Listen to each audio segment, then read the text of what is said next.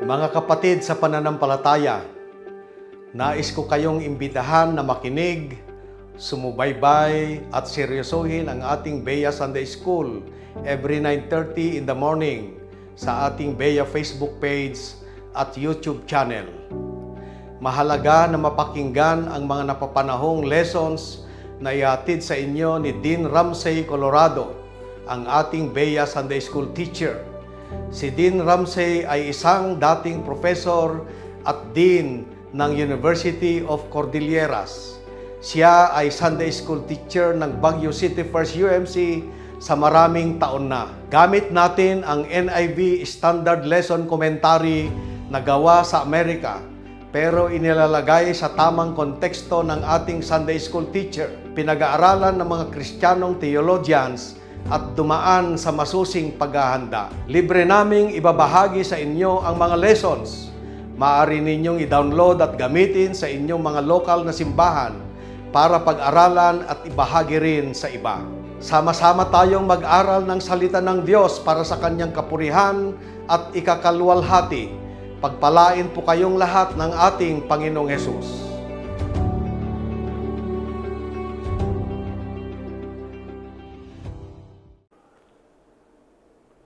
Good morning. Welcome to our Sunday School. August 4, 2024. Fourth quarter, lesson number 10. The Word of God. Background scripture is 1 Thessalonians chapter 2, verse 13 up to chapter 3, verse 5. The Sunday School material that we are using is the NIV Standard Lesson Commentary 2023-2024. So here are the lessons we had. Here at a glance, God's law is love, faith that pleases God in the third quarter, examining our faith. Today we are in the fourth quarter, covering the months of June, July, and August. And the theme for this quarter is Hope in the Lord. The Unit 2 is Expressing Hope. We are now in Unit 3 of the fourth quarter, and the theme for Unit 3 is Eternal Hope. And we are in lesson number 10. The Word of God. Other lessons will be from the book of 1 John and Titus. So, quarter at a glance, Unit 3, Eternal Hope. The four lessons of Unit 3, Eternal Hope, is from the books of 1 Thessalonians, 1 John, and Titus. And consider the facets of the promised future that God is preparing for those who call on the name of Jesus. What does hope look like as we wait for Jesus to come again in glory and finally set things right? Ano ba ang inaasahan nating pag-asa habang tayo ay tumitingin sa pagbabalik na muli ng ating Panginoong Hesus? Paul anticipates the nearness of Christ's return when he tells the Thessalonians how excited he is to brag about them. Pinagmamalaki ni Paul yung mga mananampalataya sa Thessalonica. Yun yung pag-aaral natin ngayon, lesson number 10. Ito ay kahit na siya ay nag-aalala sa mga suliranin na kanilang hinaharap, at ito ay mga problema nila na hinaharap nila, at siya ay wala doon. Similarly, 1 John anticipates Christ's return so that in seeing Christ we might become like Him. That will be the lesson for next Sunday. And finally, under Unit 3, the final two lessons will be coming from the book of Titus. Titus, where we hear Paul's appeal to live out the present moment with hope rooted in God's grace-filled future. Our hope will be fulfilled at the second coming of the Lord Jesus Christ. that will be the final 2 lessons in this unit. So, we read through the scripture, 1 Thessalonians chapter 2:13 to chapter 3:5, and then later on, we come back and analyze this verse by verse. Verse 13, and we also thank God continually because when you received the word of God, which you heard from us, you accepted it not as a human word, but as it actually is, the word of God, which is indeed at work in you who believe. For you, brothers and sisters, became imitators of God's churches in Judea, which are in Christ Jesus. You suffered from your own people the same things those churches suffered from the Jews, who killed the Lord Jesus Christ and the prophets and also drove us out. They displease God and are hostile to everyone in their effort to keep us from speaking to the Gentiles so that they may be saved. In this way, they always heap up their sins to the limit. The wrath of God has come upon them at last. But brothers and sisters, when we were orphaned by being separated from you for a short time, in person, not in thought, out of our intense longing, we made every effort to see you. For we wanted to come to you. Certainly I, Paul, did again and again, but Satan blocked our way. For what is our hope, our joy, or the crown in which we will glory in the presence of the Lord Jesus Christ when He comes? Is it not you? Indeed, you are our glory and joy.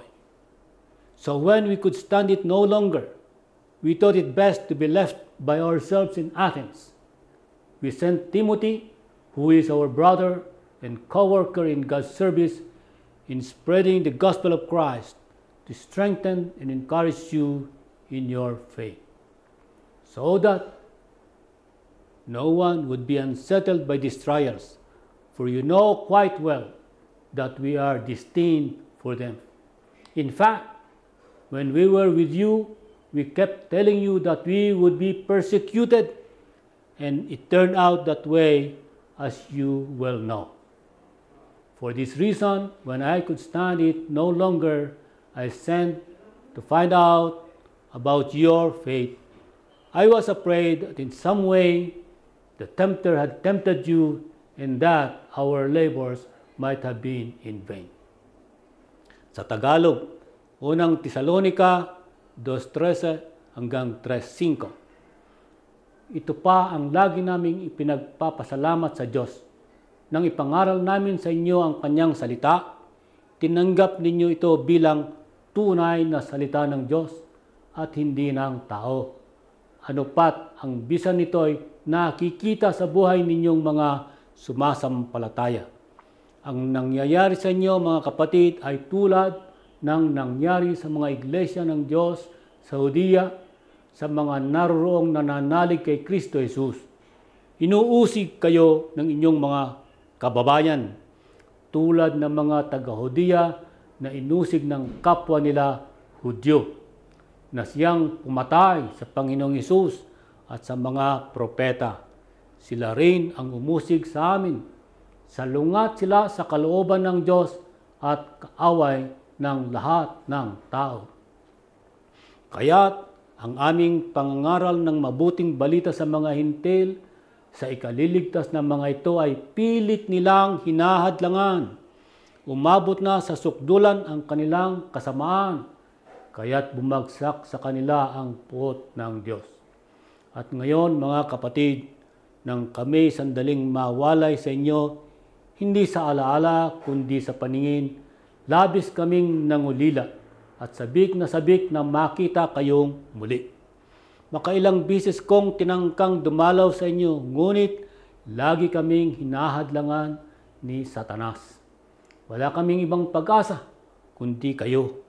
Kayo lamang ang aming kaligayahan. Kayo lamang ang putong ng tagumpay na may pagmamalaki namin sa harapan ng Panginoong Hesus pagparito niyang muli. Oo, kayo ang aming karangalan at kaligayahan. Nang hindi na kami makatiis, minabuti naming maiwan na sa Atena at suguin sa inyo si Timoteo na ating kapatid at lingkod ng Diyos sa pangangaral ng mabuting balita tungkol kay Kristo. Sinugo namin siya upang patibayan ang inyong pananalig sa Panginoon at palakasin ang inyong loob para hindi manlupaypay ang sinuman sa inyo dahil sa mga pag-uusig at bahagi ng kaloob ng Diyos. Pagkat ipinagpauna na namin sa inyo noong naririyan pa kami na tayo iuusigin at siya ngang nangyayari. Kaya nga, nang hindi na ako makatiis ay napasugo ako upang makabalita tungkol sa kalagayan ngayon ng inyong pananalig sa Panginoon. Nag-aalala kong baka nalinlang na kayo ng dyablo. Pag nagkagayoy, mawawalan ng kabuluhan ang aming pagpapagal. Key verse is 1 Thessalonians 2:13. And we also thank God continually because when you received the word of God, which you heard from us, you accepted it not as a human word, but as it actually is, the word of God, which is indeed at work in you who believe. Ito yung dapat nating matutunan. Number 1, summarize Paul's concerns regarding the believers in Thessalonica. Ano yung mga suliranin ng mga mananampalataya sa Thessalonica? Yun ang concern ni Paul. Binabagabag si Paul nitong mga problema nito sa Thessalonica. Ano yun? Compare and contrast the Jews and Gentiles as Paul described them in lesson context. Yan. Ihambing, ihalintulad natin itong mga Jews at saka mga Gentiles kung paano sila dinidescribe ni Paul. Commit to offering Christian encouragement to a fellow believer in the week ahead. Gawin nating challenge, personal challenge, na magbigay ng encouragement sa mga kapwa natin Kristiyano, lalong-lalo na yung mga may problema. Lesson outline, introduction, the power of encouragement and lesson context. Roman numeral number 1, the lesson proper, verse 13 to 16, thanksgiving. Roman numeral number 2, verse 17 to verse 5 of chapter 3, encouragement. Then the conclusion is encouraging one another. Okay, so introduction, the power of encouragement. Ang sumulat nito ay Laura McKillip Wood. Si Laura, siya isang swimmer, second year high school swimmer. So siya ay na-qualify sa state championship in swimming. Pero 2 araw bago yung swim meet, sabi niya, nagkasakit ang kanyang ama at nasa ospital. At sabi niya, mula nung siya ay 8 taong gulang pa lamang, ay nagsuswimming na siya, palagi niyang kasama ang kanyang ama. So, ngayon ay sasabak siya sa biggest competition ng kanyang karir. Malaking bagay ito sa kanya, pero wala na yung kanyang number 1 na kasama, partner. On the morning of the meet, my mother came with a letter my father had written for me. The letter was filled with encouragement. Nung araw ng kompetisyon, mayroong sulat na ginawa ang kanyang ama, dala-dala ng kanyang ina. At dahil dun sa letter of encouragement, naging matatag siya. he was so touched that he swam his fastest time. Yung encouragement na yon ay naging inspirasyon para siya ay kumanda ang kanyang paglangoy. And it was the fastest time, pinakamabilis na kanyang nagawa. Sabi niya, in fact, nagkaroon pa siya nag-place pa siya. Nakapasok siya sa finals. Even though my father was absent, he is still encouraged me through my mother and his letter. Yun yung power of encouragement. So that will put us in proper perspective of our lesson. The power of encouragement.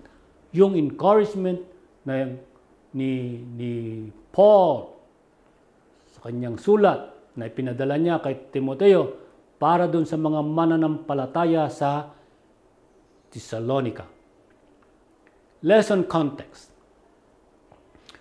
The First Thessalonians was written around AD 51. Yan. Nung AD 51 isinulat ni Paul itong First Thessalonians. At ang sabi diyan, this is the first New Testament book that was written. There are 27 books in the New Testament, and the letter to the Thessalonians was the very, very first book that was written. The Gospels, the 4 Gospels, researchers says that they were written in AD 60. So, halos 10 taon pa bago nasulat yung 4 Gospels. So ito pa lamang, wala pang ibang pinabasa ang mga tao, kundi yung umaasa lang sa salita.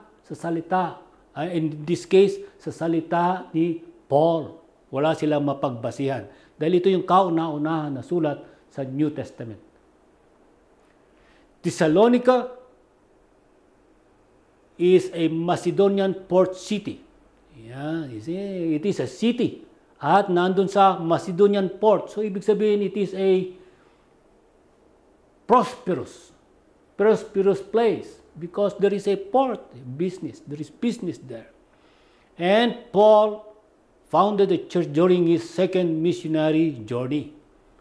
Yan. Inumpisahan niya ito, in-establish niya ito noong kanyang second missionary journey. And that was mentioned in the book of Acts, chapter 17. So, ganito nangyari dun sa chapter 17, 1 to 9. Paul and his companion, they went to Thessalonica at 3 Sabbath days. Tuwing Sabbath day, siyempre, pumupunta sila dun sa synagogue. And anong ginagawa nila doon? They reasoned out with them. Tungkol saan? Tungkol sa Messiah. The Messiah that is being discussed, prophesied in the Old Testament, and that this Messiah is this Jesus. The Messiah that is being prophesied is the Lord Jesus Christ. So, dahil dito sa kanyang pagpapaliwanag, there were Jews that were persuaded. May mga naniwala sa kanya. Large number of God-fearing Greeks. Yeah. Hindi lang Jews. Meron din mga Greeks na nandun sa synagogue.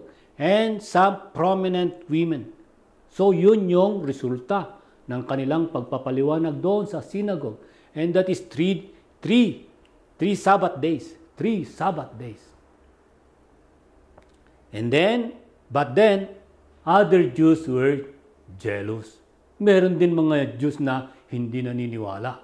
And they were jealous. So, ang ginawa nitong mga Jews na to ay they hired people from the public market, and they would like to persecute Paul and his group. So, the commotion, Paul stirred was so intense that he had to escape by night. Nagkakagulo. Kaya, kailangang tumakas si Pablo sa gabi. This was not the first time he had to do so. Yan. So, ito ay chapter 17. Ganun din na nangyari dun sa chapter 9 before this. Na tuwing may papaliwanag sila, etc., may mga kumokontra at nagiging delikado. Very dangerous. No? Talagang gusto siyang patayin. Mas madali ang maging Kristiyano sa Pilipinas kaysa sa panahon ni Paul. At nangyari yon bago itong nangyari nito sa Thessalonica at doon sa chapter 23. Ganun din ang nangyari. Laging siya ay gusto nilang patayin. While the church in Thessalonica grew, it continued to face challenges in the form of persecution. Lumalago ang church Thessalonica. Pero patuloy ang persecution sa kanila. So, ito ngayong sulat ni Paul ay letter of comfort and encouragement para sa mga mananampalataya sa Thessalonica. Now we go to the lesson proper. Verse 13. And we also thank God continually, because when you received the word of God which you heard from us, you accepted it not as a human word, but as it actually is, the word of God which is indeed at work in you who believe. Ito yung, sabi nung writer, nag-prepare ng ating lesson, it is a thanksgiving. Ano yung pinagpapasalamat ni Paul? Sabi niya, nagpapasalamat siya na itong mga sinasabi ko sa inyo ay tinatanggap ninyo na totoong salita ng Diyos at hindi ng tao lamang. Yun ang sinasabi niya rito. Yun ang pinaka-reason for his thankfulness na very receptive sila. Take note na itong letter to the Thessalonians is the first book that is to be written in the New Testament, among the books in the New Testament. Today, we rightly identify the Bible as the Word of God. Yan. Ito ngayon sa kasalukuyan. We acknowledge its divine origin and character. Pero, the same is true in the first century. Yan yung panahon ng mga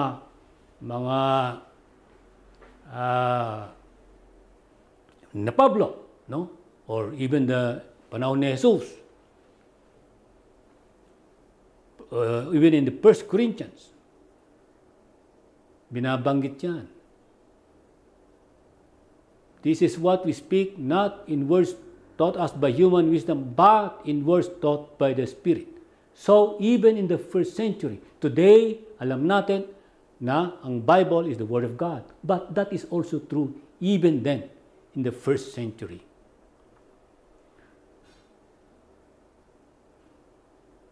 So, sila ay nagre-rely lang. Take note, wala pa yung ibang mga books na sinulat. So, nagre-rely lang sila sa oral testimony ni Paul. At nagpapasalamat si Paul dahil tinatanggap nila ito na totoong galing sa Diyos at hindi lang galing sa Kanya. In Galatians 1:11, he explains why his preaching was to be taken as divinely authoritative. The gospel I preach is not of human origin, but by revelation from Jesus Christ. Yun ang kanyang sinasabi.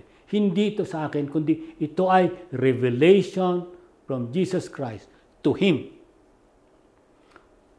Paul's original readers recognized the supernatural origin of Paul's message and responded fittingly. Yun yung kanyang audience na tinanggap ito, na galing nga sa Diyos, at sila ay naniwala ayon sa turo ni Paul. For your brothers and sisters became imitators of God's churches in Judea, which are in Christ Jesus. You suffered from your own people the same things those churches suffered from the Jews. Yan.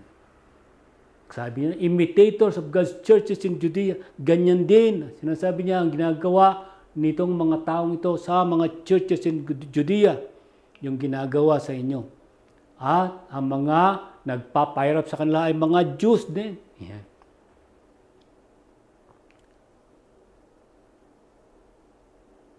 The conjunction for you brothers, yan, alerts the reader that what follows is the evidence that the Word of God is working daily in their lives. Ano yung proof? Ano yung proof na nagtatrabaho, na gumagana ang salita ng Diyos sa kanila? Yan. The believers are undergoing the same kind of persecution at church in Judea. Yung mga believers dun sa Judea ay pinipersecute din. Kaya kayo ay pinipersecute din. Katulad ng mga tao, mga mananampalataya sa Judea, pareho kayo. Yan ang katunayan na ang salita ng Diyos ay totoong nagtatrabaho sa inyo. Yan ang paliwanag. Persecution has been inflicted on them and Paul doesn't minimize that fact. Sinasabi niya, tinatanggap ni Paul. Sinasabi ni Paul na totoo yan. Pinipersecute sila, pinipersecute din kayo. At ang sinasabi ni Paul ay, this seems to be his way of providing assurance, comfort, and encouragement by telling his readers that they are not alone. Pareho ang nangyayari sa mga believers doon sa Judea, ginagawa, ano pa kaya sa atin. So, ibig sabihin ni Paul ay, totoong ito nga ay salita ng Diyos. Dahil iisa kayo. We may wonder which group, since Romans, Greeks, and Jews are all inhabited the area. Ang tanong, sino kaya itong mga nagpe-persecute sa kanila? Romans, Greeks, Jews mangyari. Yun yung composition ng church in Thessalonica. May mga Romano, may mga Grego, at may mga Jews. Ang sagot, the instigators are other Jews who did not believe. Yung mga persecutors, mga instigators ay mga Jews din. Mga Jews. Katulad din yan doon sa Judea, mga Jews din.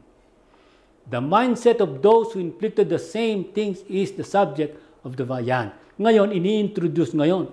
Ito, yung mindset, yung kaisipan, yung ano ba yung intention nitong mga instigators na to. Ito yung continuing. Sila yung who killed the Lord Jesus and the prophets and also drove us out. They displease God and are hostile to everyone. Ito yung mindset ng mga instigators. Diba? Ganun din, sila rin yung mga nagpako kay Jesus. Sila rin yung mga kasamahan nila, yung mga pumatay sa mga propeta. Yun ang sinasabi. A small group of Jewish leaders had ensured the judicial murder of the Lord Jesus Christ. Ginawa nilang parang legal ang pagpatay kay Kristo. Diba? Sino ba sila? Sanhedrin. Yun, yung pinakamataas na council ng Church of Jerusalem. Composed of chief priests and Pharisees. Anong ginawa nila? Pumunta sila kay Pilato at hiningi nila kay Pilato na patayin si Jesus. Mangyari, hindi nila pwedeng patayin. Bawal sa batas ng Romans. Only the Romans can do that. Though they found no proper ground for a death sentence, they asked Pilate to have him executed. This was entirely consistent with how the prophets in the Old Testament had been rejected and condemned. Ganyan din, nasabi ni Paul, ganyan din ang mga istorya ng mga prophets in the Old Testament. Was there a prophet? Your ancestors did not persecute. They even killed those who predicted the coming of the righteous one. And now you have betrayed and murdered him. In such context, Paul noted the Jewish leaders' culpability in continuing this pattern of opposition. Sinasabi ni Paul, noon pa sa Old Testament, pinipersecute na itong mga propeta at itinuloy nito dito sa kay Jesucristo at ganun din sa atin ngayon na mga believers. Yan ang contention ni Paul. Not only to God, but to everyone who posts their agenda. An agenda seen in our next verse. Ano ba yung agenda? Ano yung sinasabi ng next verse? Yung continuation ng istorya. In their effort to keep us from speaking to the Gentiles so that they may be saved. Yun ang kanilang intensyon, na pigilin yung mga mananampalataya na i-share itong mabuting balita sa mga Gentiles. In this way, they have always heaped up their sins to the limit. Ayaw nila na i-share. The general hostility of Jews towards the Gentiles is well known. Such hostility reaches back into the approximately 400 years between the Old and the New Testament. Gaano katagal ba itong pangyayari na to? Bakit nag-aaway ang Jews at Gentiles? Sabi diyan, between the Old and the New Testament, yung book of Micah and book of the Matthew, 400 years between, ay may mga hostilities. Ano ba nangyari doon? The literature of that time tells of the periodic desecration of the temple and by Gentiles. Wow, periodic. Talagang sinisira nila ang templo, binabasag siguro yung mga paraphernalias nila ron, at pati yung Jerusalem. For 400 years, nag-aaway.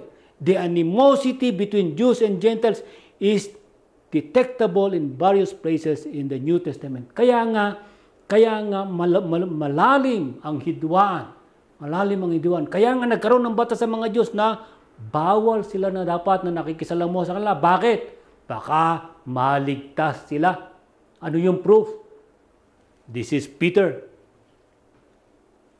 Acts 10:28. He said to them, "You are well aware that it is against our law for a Jew to associate with or visit a Gentile." Why?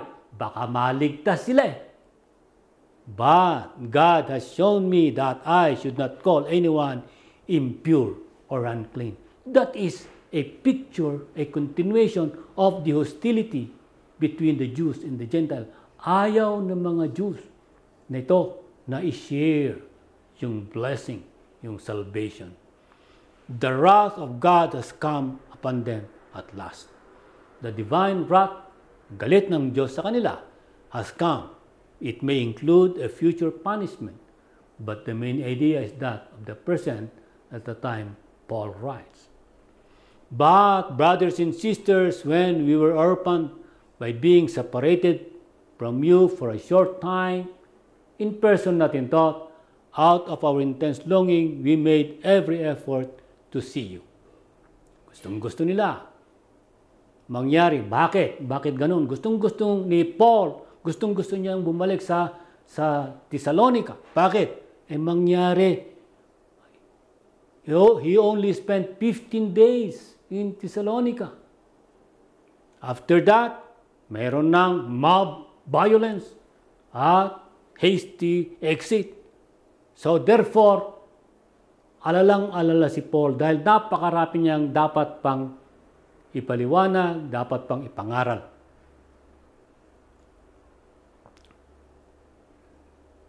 But Paul quickly reassured his readers that out of sight was not his. Pero sabi niya, nga, wala ako dyan. Pero hindi naman ibig sabihin ay wala kayo sa aking puso at isipan. Sabi niya, palagi kayong kasama sa aking panalangin. For though I am absent from you in body, I am present with you in spirit, and delight to see how disciplined you are and how firm. Ito yung sulat naman niya sa mga Colossians. In other cities, Paul spent months. Doon sa Thessalonica, 15 days, less than 1 month. Ang terminal, less than 1 month. Pero madali lang. Pero in other cities, in Corinth, for instance, he spent 1.5 years. In others, he spent months. Kaya, yun yung naging issue sa kanya because he left work undone. Masyadong maraming dapat pang ipaliwanag. For we wanted to come to you, certainly I, Paul did again and again, but Satan blocked our way. Maraming beses akong gusto kong pumunta dyan, pero sabi niya, pinipigilan ako ng demonyo. So, Satan was to be blamed. Pero sabi rito, ano kaya? Paano kaya pinigilan ni Satanas? Hindi naman sinabi dyan. Pero maaaring dahil sa kanyang kalagayan, physical illness. Ayan, may sakit si Paul. Others, maaaring dahil dun sa gulo na nangyari sa kanya, maaaring the city itself of Thessalonica, the city leaders itself, baka binabawalan na siya pumunta roon. Dahil para maiwasan ang gulo. Both options are merely guesses.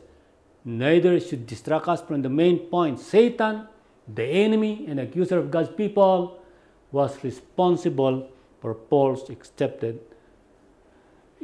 absence. Verse 19 to 20. For what is our hope, our joy, or the crown in which we will glory in the presence of our Lord Jesus when He comes? Is it not you? Indeed, you are our glory and joy. Old Testament prophets sometimes received no assurance that their ministries would result in changed hearts. Napakahirap niyan. Si Paul, pinagmamalaki niya, kayo ang aming crowning glory. Dahil merong mga Old Testament prophets na walang assurance na yung kanilang ministry ay magbubunga. In fact, the prophet Jeremiah was told that his prophetic ministry would not succeed. Biruin mo yan. Sinabihan na si Prophet Messiah, Prophet Jeremiah, na yung prophecy niya, it will not succeed. No wonder Jeremiah is called the weeping prophet. Okay. Ang pagkakilala kay Jeremiah, the weeping prophet. Bakit? To be assigned a task predicted to fail would strain anyone's emotion to the maximum. Bakit siya naghihinagpis? Dahil there was the assigned task is predicted to fail. But not Paul.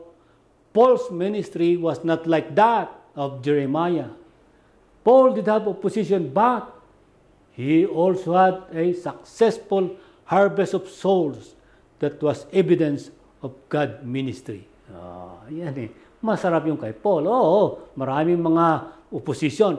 Pero, hindi katulad ni Jeremiah, mayroon siyang mga victory at nakikita niya.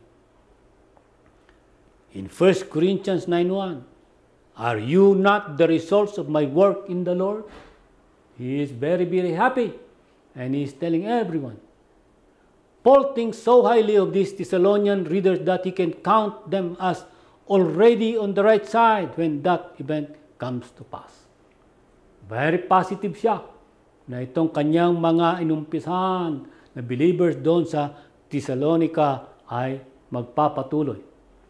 So when we could not stand it no longer, we thought it best to be left ourselves in Athens. We sent Timothy, who is our brother and co-worker in God's service in spreading the gospel of Christ, to strengthen and encourage you in your faith. Yan, nandun sila sa Athens. Pero hindi na siya makabalik. Hindi na siya makabalik sa Thessalonica, kaya pinadala niya si Timothy. Having escaped from Thessalonians by night, Paul and Silas then traveled 45 miles to the west. Yan. From Thessalonica, nag-travel sila 45 miles to Berea. Yan. Pagdating doon sa Berea, ganun ulit, nagpapaliwanag siya doon sa synagogue tuwing Sabat, nagkakagulo ulit. Kaya sila ay umalis ulit. With escort, they went to Athens. May escort. May escort. Mangyari, gusto talaga siyang patayin. But from there, he sent instruction back to Berea. Siya lang pumunta. Naiwan itong si Silas and Timothy.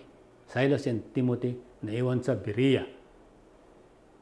The praise we could stand it no longer indicates that Paul was on pins and needles. Ibig sabihin nito ay alalang-alala si Paul. Dahil sa mga instigators na to, alalang-ala si Paul, baka mamaya bumigay yung mga mananampalataya sa Thessalonica. So, hindi siya makapunta, pinadala lang si Timothy. Timothy, who is Timothy?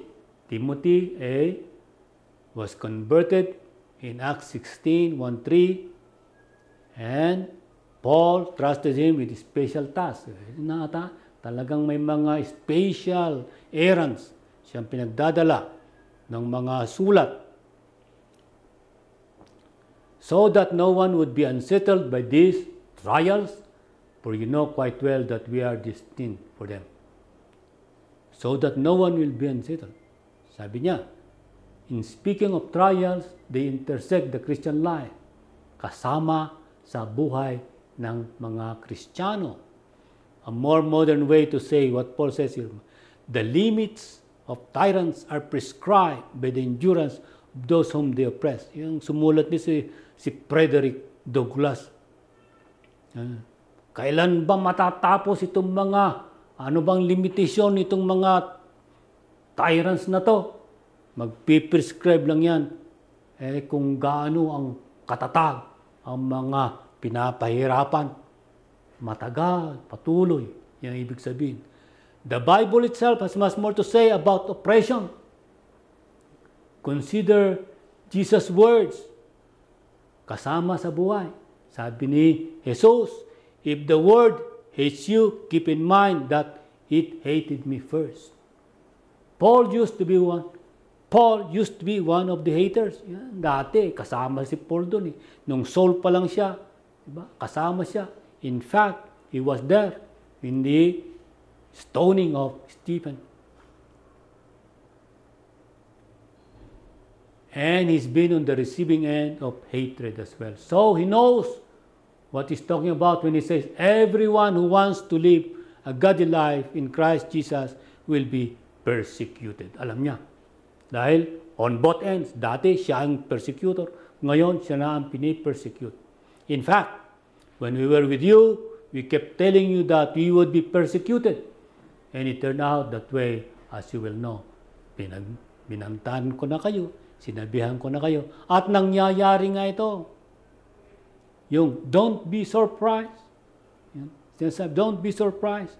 At itong salitang ito ay binanggit din ng ibang apostol. Binanggit ni Peter, dun sa 1 Peter 4.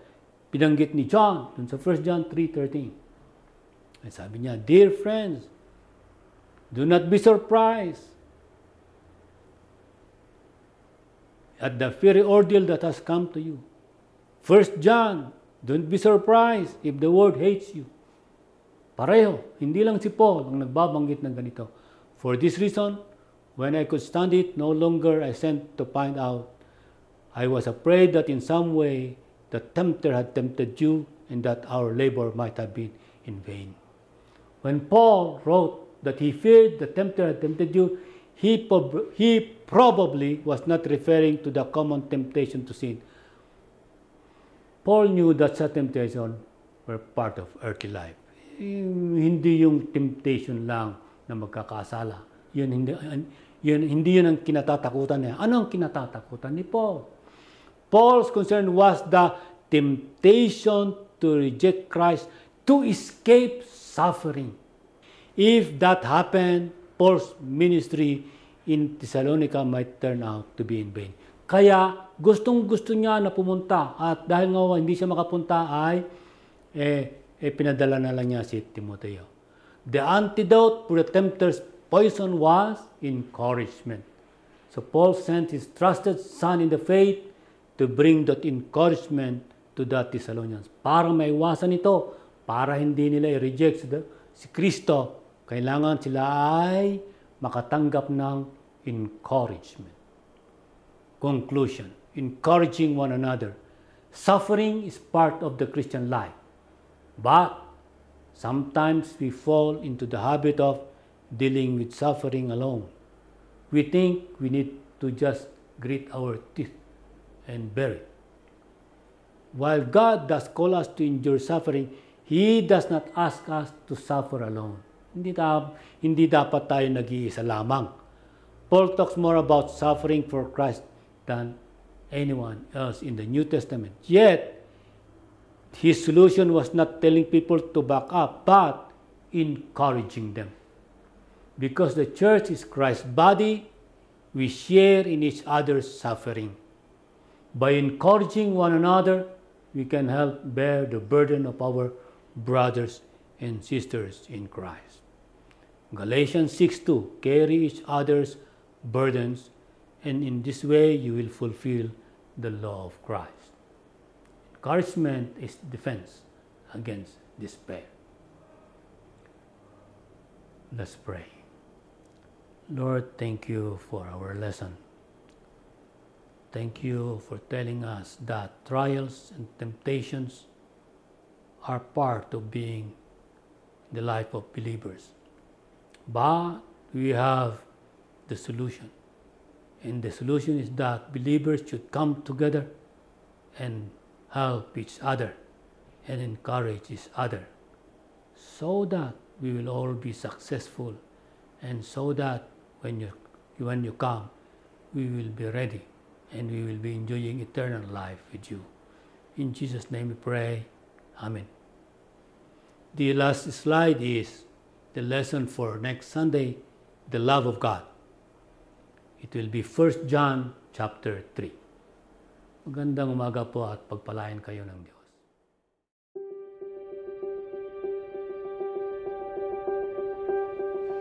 Kakabsat ko iti pamati, si ayat ken siraragsakak amangawis kada kayo, iti agtultuloy ken panagpapabileg pay, nga agdingeg wenno agbuya, sumubaybay ken panang seryoso iti Beya Sunday School, kada alas 9:30 iti bigat babaen, iti Beya Facebook page ken YouTube channel. Nasaya at unay ang mangigantayo dagiti nababaknang asursuro, asiaanos ken si ayat nga inyeg kada tayo ni Dean Ramsey, Colorado. Iso amang idadaulo kada tayo iti eskwela dominical wenno Sunday School. Aramaten tayo ti NIV Standard Lesson Commentary nga naaramid pay ija Amerika, babaen kadagiti eksperto maipapan iti Christian theology. Napintas ti panakaipataros ken panakaibatog na iti konteksto, doktrina ken sursuro tayo ditoy Pilipinas. Mabalinyo nga i-download dagiti materyales tayo. Libre daytoy a maibingay kada kayo ket nasaya at unay nga maaramat kadagiti iglesia lokal. Sang sakamaysa tayo nga rod nga agiinadal ken dumakdakkel pay kas adipen ken disipulo iti Dios. Bendisyonan na tayo ni Apo, iso a paggapuan tinabuslo na grasya, sirib ken biag.